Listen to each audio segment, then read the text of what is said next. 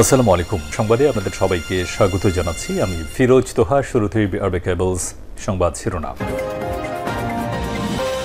জানিয়ে দেব এই মুহূর্তে হাতে পাওয়া সর্বশেষ গুরুত্বপূর্ণ আপডেট বাংলা সংবাদ। শুরুতেই থাকছে যে আন্তর্জাতিক অপরাধ ট্রাইব্যুনালে যুদ্ধাপরাধের মামলায় জামায়াতের নেতাদের ফাঁসি হয়েছিল, সেই ট্রাইব্যুনালে আওয়ামী লীগ নেতাদের বিচার হবে বলে মন্তব্য করেছেন বাংলাদেশ জামায়াত ইসলামের সেক্রেটারি জেনারেল অধ্যাপক মিয়া গোলাম পরোয়ার।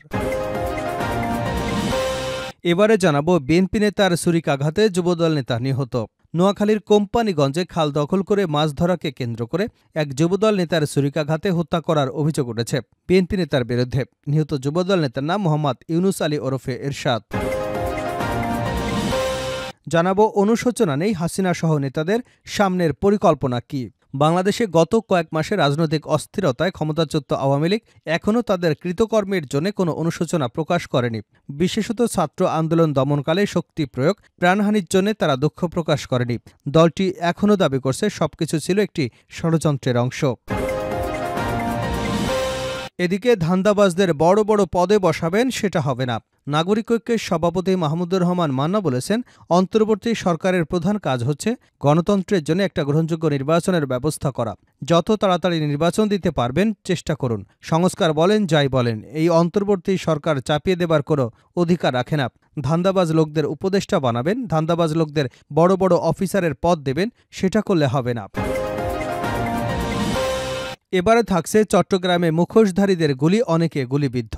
চট্টগ্রামের রাউজানে একদল মুখোশধারীর গুলিতে ১২ থেকে ১৫ জন গুলিবিদ্ধ হয়েছেন। উপজেলা নোয়াপাড়া ইউনিয়নের নিরাসিমপাড়া গ্রামের আসাদ আলী মাতুব্বরের মসজিদ এলাকায় বৃহস্পতিবার রাত ১০টার দিকে এ গোলাগুলির ঘটনা ঘটে। এবং সর্বশেষ জানাবো আন্তর্জাতিক সংবাদ। যুদ্ধবিমান ও রণতরী নিয়ে যুক্তরাষ্ট্রসহ ৩ দেশের যৌথ মহড়া।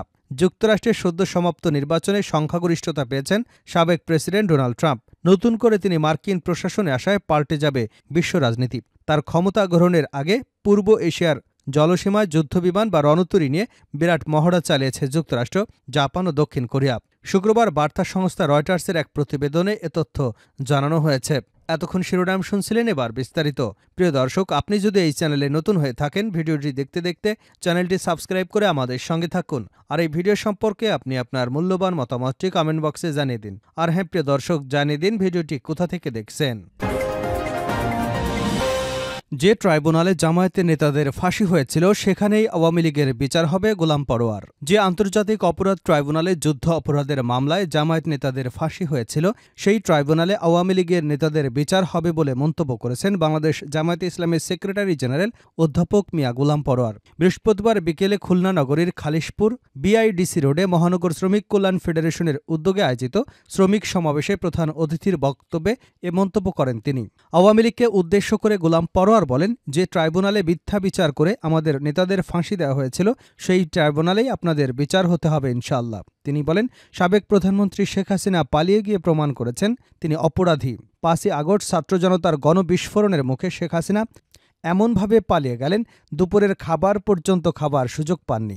জামায়াত ইসলামের সেক্রেটারি জেনারেল আরও বলেন, আওয়ামী লীগের হাতে দেশের গণতন্ত্র, বাকস্বাধীনতা, গণমাধ্যম কিছুই নিরাপদ নয়। লাখো লাখো শ্রমজীবী মানুষের খাবার কেড়ে নিয়ে মিল কারখানা বন্ধ করে দিয়ে তাদেরকে বেকার করে যে অপরাধ শেখ হাসিনা করেছে, তার ফল তাকে ভোগ করতে হবে। বিএনপি নেতার ছুরিকাঘাতে যুবদল নেতা নিহত। নোয়াখালীর কোম্পানিগঞ্জে খাল দখল করে মাছ ধরাকে কেন্দ্র করে এক যুবদল নেতাকে ছুরিকাঘাতে হত্যা করার অভিযোগ উঠেছে বিএনপি নেতার বিরুদ্ধে। নিহত যুবদল নেতার নাম মোহাম্মদ ইউনুস আলী ওরফে এরশাদ। তিনি চর ফকিরা ইউনিয়নে ৯ নম্বর ওয়ার্ড যুবদলের সভাপতি ছিলেন এবং একই ওয়ার্ডের ছাত্রদলের সাবেক সভাপতি ছিলেন। বৃহস্পতিবার রাত ৯টার দিকে তাকে উন্নত চিকিৎসার জন্য চট্টগ্রামে নেয়ার পথে ফেনীতে তার মৃত্যু হয়। এর আগে একই দিন বেলা ১০:৩০টার দিকে উপজেলার চরফকিরা ইউনিয়নের ৯ নম্বর ওয়ার্ডে গুচ্ছগ্রামে ঘটে এই অনাকাঙ্ক্ষিত ঘটনা। এরশাদ উপজেলার দিয়ারা বালুয়া গুচ্ছগ্রামে রইসুল হকের ছেলে। তিনি পেশায় একজন নৌকার মাঝি এবং ৩ সন্তানের জনক। কোম্পানিগঞ্জ থানার ওসি কাজী মোহাম্মদ ফৌজুল আলিম বলেন, যুবকের মৃত্যুর বিষয়টি শুনেছি, পুলিশ আসামিদের গ্রেপ্তারে চেষ্টা চালাচ্ছে। নিহতের ভগ্নিপতি মোহাম্মদ জয়নাল আবেদিন আলমগীর অভিযোগ করে বলেন, গত ৬ থেকে ৭ মাসে মুসাপুর ইউনিয়নের চেয়ারম্যান আয়ুব আলী আমার কাছ থেকে ৩০,০০০ টাকা নিয়ে মুসাপুর ইউনিয়নের ৭ নম্বর ওয়ার্ডের মুসাপুর ক্লোজারের পশ্চিমের খালটি ইজারা দেয়। গত ৫ই আগস্ট আওয়ামী সরকারের পতনের পর খালটি দখল করতে মরিয়া হয়ে ওঠে স্থানীয় কয়েকজন বিএনপি নেতা। বুধবার বিকেলে মুসাপুর ইউনিয়ন বিএনপির সভাপতি শাহজাহান ও বিএনপি নেতা বাবরের নির্দেশে স্থানীয় সমীর খান, জাবেদ, ওবায়দুল্লাহ খানসহ ১৫ থেকে ২০ জন খালের মাছ ধরার জালটি কেটে তারা জাল বসিয়ে দেয়। খাল দখলকারীরা বলে, আওয়ামী সরকার এখন নেই, তাদের সময় ইজারা দেওয়া বাতিল, এসব বলে তারা খালটি দখলে নেয়। অনুশোচনা নেই হাসিনাসহ নেতাদের, সামনের পরিকল্পনা কি? বাংলাদেশে গত কয়েক মাসের রাজনৈতিক অস্থিরতায় ক্ষমতাচ্যুত আওয়ামী লীগ এখনও তাদের কৃতকর্মের জন্য কোনো অনুশোচনা প্রকাশ করেনি। বিশেষত ছাত্র আন্দোলন দমনকালে শক্তি প্রয়োগ, প্রাণহানির জন্য তারা দুঃখ প্রকাশ করেনি। দলটি এখনও দাবি করছে সবকিছু ছিল একটি ষড়যন্ত্রের অংশ। এই পরিস্থিতিতে সরকার বিরোধী আন্দোলনে নামার পরিকল্পনা আপাতত নেই। তবে দলের নেতারা আশা করছেন, জনগণের হতাশা বৃদ্ধি পেলে অন্তর্বর্তী সরকার সমর্থন হারাবে। তৃণমূলের অনেক নেতা বিদেশে থাকা শীর্ষ নেতাদের কর্মসূচি ঘোষণা নিয়ে ক্ষুব্ধ, কারণ তারা মনে করেন এতে দেশে তাদের কর্মীরা বিপদে পড়তে পারেন। বিশ্লেষকরা মনে করছেন, ক্ষমা না চাইলে আওয়ামী লীগের রাজনৈতিক পুনরুদ্ধার কঠিন হয়ে পড়বে। বাংলাদেশের সাম্প্রতিক গণঅভ্যুত্থানকে শুরু থেকেই পরিকল্পিত ষড়যন্ত্র হিসেবে চিহ্নিত করে আসছে আওয়ামী লীগ। গত জুলাইয়ে কোটা সংস্কারের দাবিতে আন্দোলন চলাকালে দেশে সহিংস পরিস্থিতি তৈরি হবার পর তৎকালীন প্রধানমন্ত্রী আওয়ামী লীগ সভাপতি শেখ হাসিনাই প্রথম ষড়যন্ত্রের কথা উল্লেখ করেন। এটা যে একটা বিরাট চক্রান্ত সেটা বোঝাই যাচ্ছিল। গত ২৪শে জুলাই সাংবাদিকদের বলেন শেখ হাসিনা। ক্ষমতা হারানোর ৩ মাসের পরেও আওয়ামী লীগ একই কথা বলছে। এটা যে একটা পরিকল্পিত ষড়যন্ত্র ছিল, ইউনূস সরকারের কথাবার্তা কাজকর্মে সেটি ক্রমেই পরিষ্কার হয়ে যাচ্ছে। বিবিসি বাংলাকে বলেছিল আওয়ামী লীগের যুগ্ম সাধারণ সম্পাদক আফম বাহাউদ্দিন নাছিম। তিনি আরও বলেন, সরকারের প্রধান উপদেষ্টা নিজেও একথা স্বীকার করেছেন।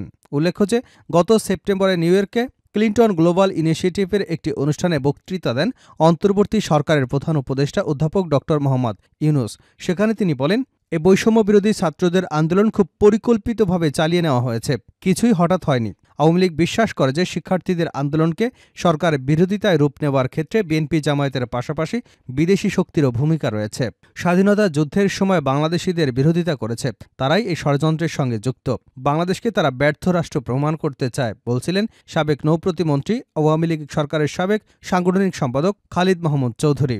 গত ৫ই আগস্টের পর ভারতীয় বার্তা সংস্থা ANI-কে দেওয়া সাক্ষাৎকারে একথাই জানিয়েছেন শেখ হাসিনার ছেলে সজীব ওয়াজেদ জয়। তিনি বলেন, আমি এখন চূড়ান্তভাবে বিশ্বাস করি যে ছোট্ট গোষ্ঠীটি বিদেশি একটি গোয়েন্দা সংস্থার মাধ্যমে প্ররোচিত হয়েছিল। আমি পাকিস্তানি গোয়েন্দা সংস্থা ISI-কে প্রবলভাবে সন্দেহ করি।